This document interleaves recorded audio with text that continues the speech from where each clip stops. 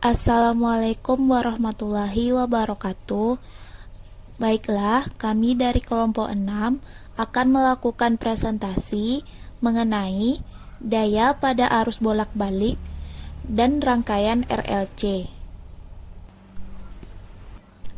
Anggota kelompok 6 yaitu ada Anissa Karimah, Aziza Wulandari Elsa, Fitri Huryatul Jannah, Hayatul Qaryati, Ilda Elmonda, saya sendiri Salsabila, Sylvia, dan Widya Solma.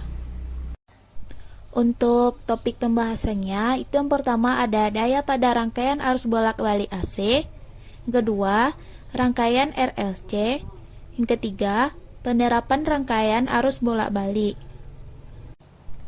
Oke, yang pertama yaitu mengenai daya pada rangkaian arus bolak-balik AC. Jika sebuah induktor dialiri arus listrik bolak-balik, pada induktor akan timbul medan magnetik. Untuk menimbulkan medan magnetik ini, dibutuhkan energi yang kemudian akan tersimpan di dalam medan magnetik. Jika arus listriknya dihentikan, medan magnetik akan hilang. Bersamaan dengan itu, energi yang tersimpan di dalam medan magnetik pun akan berubah kembali menjadi energi listrik. Karena induktor dialiri arus bolak-balik, akan terjadi perubahan energi berulang-ulang secara periodik dari energi listrik ke medan magnetik dan sebaliknya dari medan magnetik ke energi listrik. Peristiwa yang sama dapat terjadi pada kapasitor. Ketika kapasitor dihubungkan dengan tegangan listrik, maka di dalam kapasitor akan timbul medan listrik. Untuk menimbulkan medan listrik ini dibutuhkan energi yang berasal dari tegangan listrik.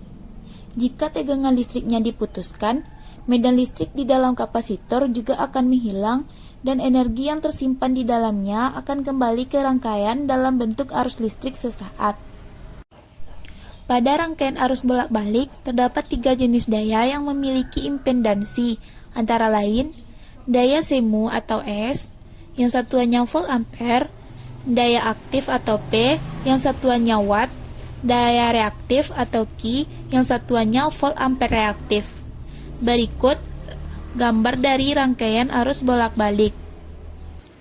Apabila daya pada arus searah DC, maka daya pada rangkaian arus bolak-balik AC yaitu P sama dengan V dikali I, di mana V yaitu tegangan, yang satuannya volt, I kuat arus, satuannya ampere.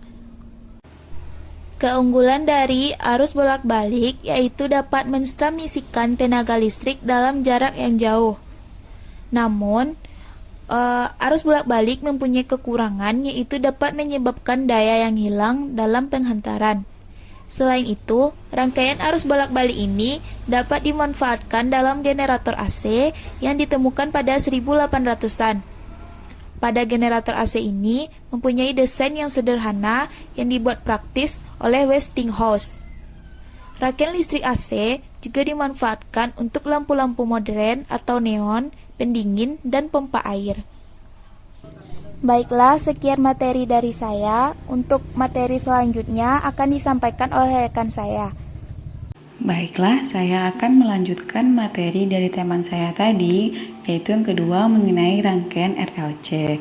Nah, rangkaian RLC adalah rangkaian listrik yang tersusun atas resistor atau hambatan yang dilambangkan dengan R, dan induktor yang dilambangkan dengan L, dan kapasitor yang dilambangkan dengan C, baik secara seri maupun secara paralel. Nah, ke selanjutnya yaitu mengenai analisis rangkaian RLC. Pada analisis rangkaian RLC ini ada arus pada resistor. Nah, arus AC atau bolak-balik yang melintasi resistor akan menimbulkan tegangan sehingga akan menghasilkan persamaan FR sama dengan I dikali R. Nah, dari persamaan ini dapat kita lihat bahwa besarnya arus yang melewati resistor sebanding dengan tegangan yang dihasilkan. Nah, ini berarti bila arus yang masuk besar, maka tegangan yang akan dihasilkan juga besar. Nah, kondisi ini akan dikatakan dengan arus dan tegangannya sefase. Nah, selanjutnya yaitu arus pada induktor. Nah, bila arus AC atau bola balik yang melintasi suatu induktor besarnya berubah-ubah setiap waktu, maka akan dihasilkan tegangan induksi FL. Nah, hubungan antara arus dan tegangan induksi ini dapat dirumuskan dengan persamaan FL sama dengan L dikali DI per DT. Nah, dari persamaan ini dapat kita lihat bahwa semakin besar perubahan arus setiap waktu, maka semakin besar pula tegangan induksinya. Dan tegangan induksi tersebut muncul setelah adanya perubahan arus pada selang waktu tertentu. Nah, kondisi ini menunjukkan bahwa arus tidak sejalan dengan tegangan atau tegangan tidak sefase dengan arus, dan tegangan akan mendahului arus dengan besar sudut sebesar 90 derajat. Nah, selanjutnya yaitu mengenai arus pada kapasitor.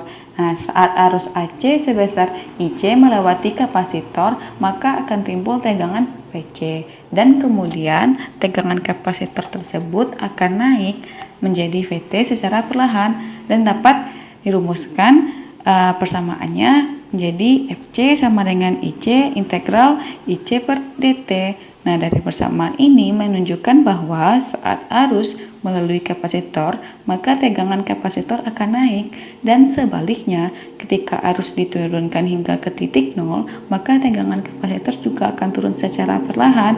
Nah, kondisi ini menunjukkan bahwa arus dan tegangan tidak berjalan secara bersamaan, yang artinya arus dengan tegangan tidak sefase. Arus akan mendahului tegangan dengan beda sudut fase sebesar 90 derajat. Baiklah, saya Sylvia akan melanjutkan materi tentang rangkaian RLC seri. Rangkaian RLC seri merupakan rangkaian elektronika yang terdiri atas resistor yang dilambangkan dengan R besar, indikator yang dilambangkan dengan L, dan kapasitor yang dilambangkan dengan C besar, yang dihubungkan secara seri dengan sumber tegangan bolak-balik atau biasa disebut dengan AC. Materi selanjutnya yaitu tegangan efektif. Tegangan efektif merupakan tegangan yang diukur dalam alat ukur tegangan yang disebut dengan voltmeter. Tegangan efektif ini dirumuskan V sama dengan akar dari VR kuadrat ditambah dalam kurung VL dikurang dengan VC kuadrat. Untuk keterangannya, V ini merupakan tegangan total atau efektif yang satuannya yaitu volt. VR merupakan tegangan pada resistor, satuannya juga volt. VL merupakan tegangan pada induktor, satuannya juga volt. Dan VC merupakan tegangan pada kapasitor yang satuannya juga volt. Selanjutnya yaitu impedansi listrik. Impedansi ini sering didefinisikan sebagai ukuran penolakan terhadap arus bolak-balik. Impedansi ini dirumuskan yaitu Z sama dengan akar dari VR kuadrat ditambah dalam kurung VL dikurang dengan VC kuadrat. Untuk keterangannya, Z ini merupakan impedansi dari rangkaian RLC seri. R merupakan hambatan, satuannya itu ohm, XL merupakan reaktansi induktif, dan XC merupakan reaktansi dari kapasitif. Selanjutnya itu besarnya sudut fase, yang dimana rumusnya tan theta sama dengan XL dikurang XC per R. Arus efektif yaitu T sama dengan VT per Z. Dan yang terakhir frekuensi resonansi RL, yaitu dimana rumusnya F sama dengan 1 per 2 pi akar LC. Nah, dari persamaan-persamaan di atas dapat disimpulkan beberapa sifat yang dimiliki rangkaian RCL seri, yaitu antara lain nilai XL besar dari XC, maka rangkaian bersifat induktif di mana tegangan mendahului arus dengan beda sudut fase min 900. Yang B yaitu nilai XL kecil daripada XC, maka rangkaian bersifat kapasitif di mana arus mendahului tegangan dengan beda sudut 900. Yang C itu nilai XL sama dengan XC, maka rangkaian bersifat resistif di mana arus tertinggal oleh tekanan dengan beda sudut fase 0 atau besar nilai impedansi rangkaian sama dengan nilai hambatannya, atau X sama dengan R. Nah, kita masuk contoh soal. Sebuah rangkaian seri RLC yang memiliki resistansi 12 ohm, induktasi 0,15H dan kapasitor 100 mikrofarad dihubungkan secara seri pada supply sebesar 100 V atau 50 Hz. Berapakah impedansi total dan arus rangkaiannya? Nah, dapat kita lihat sebuah rangkaian, gambarnya pada sebelah kanan atas. Nah, penyelesaiannya itu diketahui R sama dengan 12 ohm, L sama dengan 0,15H, C sama dengan 100 mikrofarad, dan PE sama dengan 100 V atau 50 Hz. Nah, dijawab. Yang pertama kita cari reaktansi induktif XL, yang dimana XL sama dengan 2pi F per L. Kita masukkan 2pi dikali F-nya sama dengan 50 Hz dan L-nya sama dengan 0,15H dan dikalikan, maka didapatkan hasil 47,13 ohm. Selanjutnya kita cari reaktansi kapasitif XC, yaitu di mana XC sama dengan 1/2pi per FL. Nah, 1/2pi ditambah 50, di mana F atau frekuensinya sama dengan 50 Hz dikali 100. Nah, di sini adalah L karena kita mencari kapasitif XC, maka yang dimasukkan adalah C, yaitu 100 mikrofarad. Nah, kita masukkan 100 mikrofarad, maka mengapa, mungkin kalian akan bertanya mengapa di sini ada 10 pangkat min 6, karena mikrofarad ini diubah menjadi farad, yaitu dikali 10 pangkat min 6 sama dengan 31,83 ohm. Nah, setelah mencari reaktansi induktif XL dan reaktansi kapasitif SC, maka kita dapat mencari rangkaian impedansi Z yang ditanyakan pada soal. Nah, kita masuk pada rumus, yaitu Z sama dengan akar R pangkat 2 ditambah XL dikurang XC pangkat 2.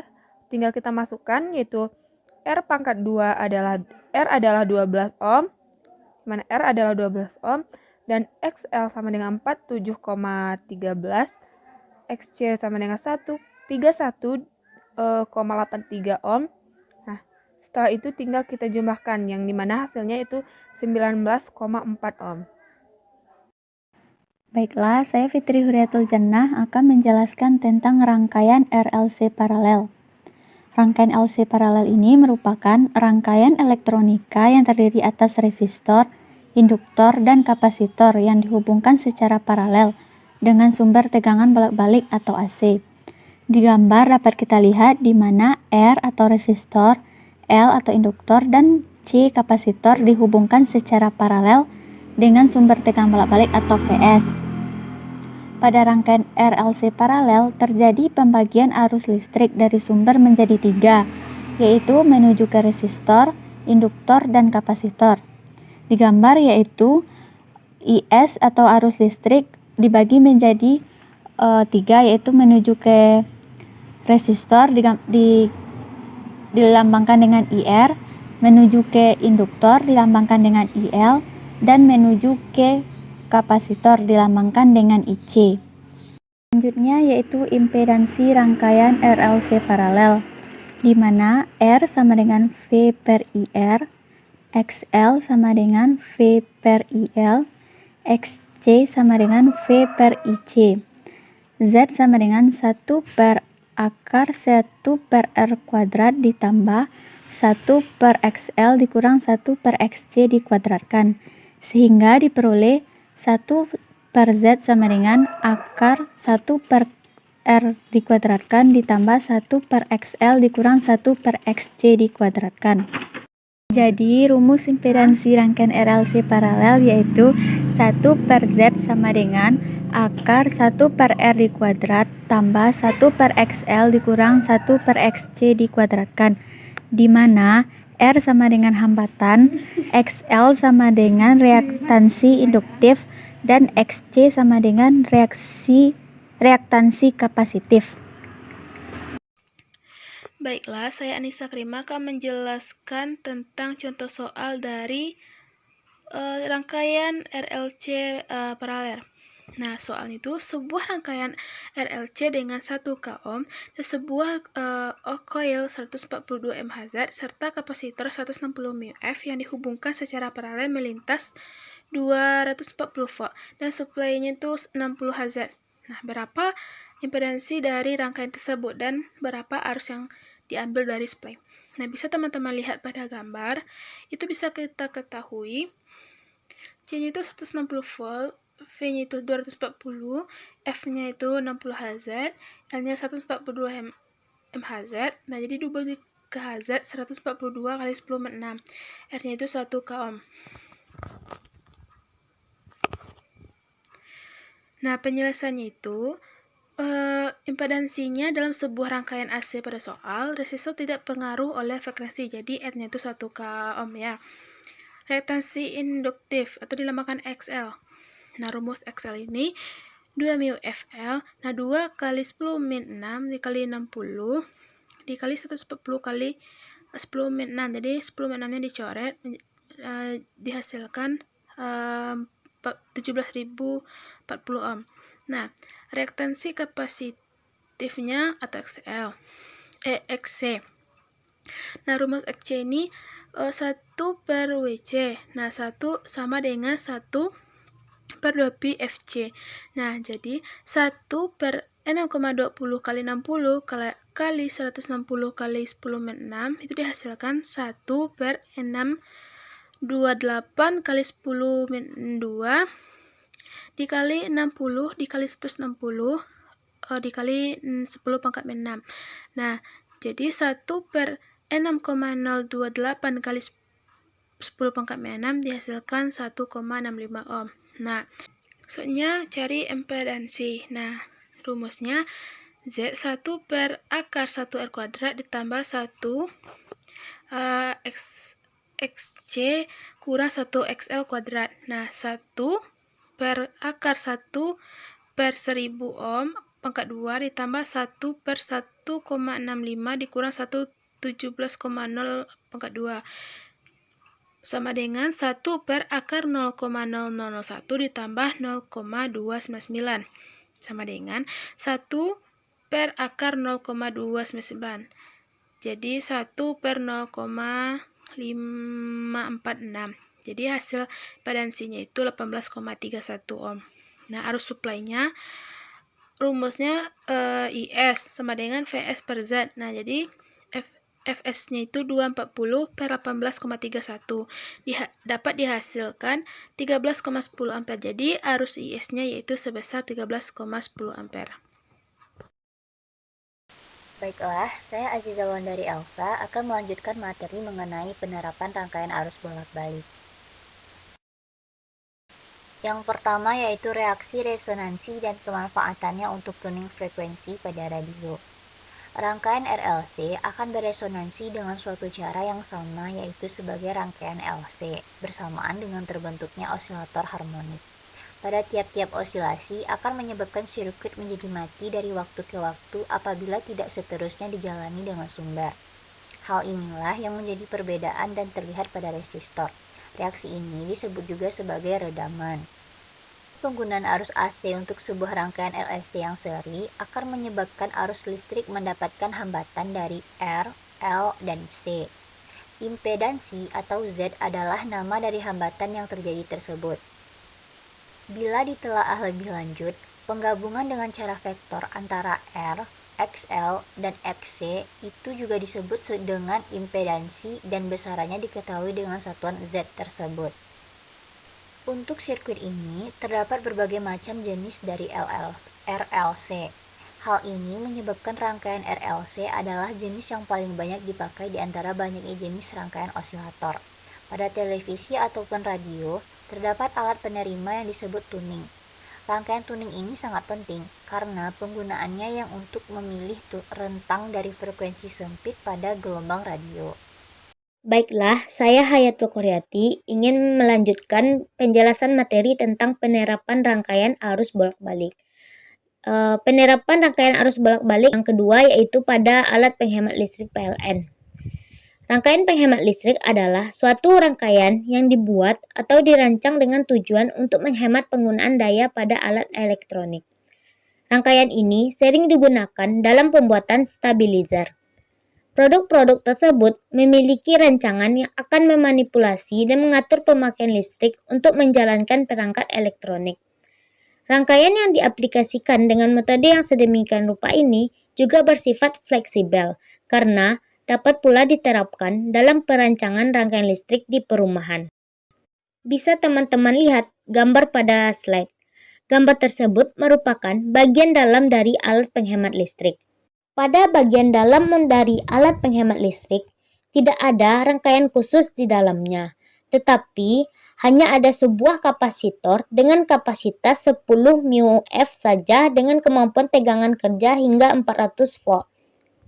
Pada saat setiap perangkat elektronik dinyalakan, selalu terdapat lonjakan tegangan sementara atau kosinus pada arus listrik AC meningkat besarannya dan ini bisa terbaca di alat ukur voltmeter. Lonjakan inilah yang jika bisa direduksi atau diturunkan maka akan cukup berpengaruh terhadap pemakaian listrik dan komponen yang bisa mengurangi terjadinya peak pada kosinus arus listrik ini adalah kapasitor, yaitu dengan cara memfilternya terlebih dahulu. Baiklah, itulah penjelasan dari kelompok kami. Kalau ada kata yang salah, mohon dimaafkan. Kami akhiri. Assalamualaikum warahmatullahi wabarakatuh.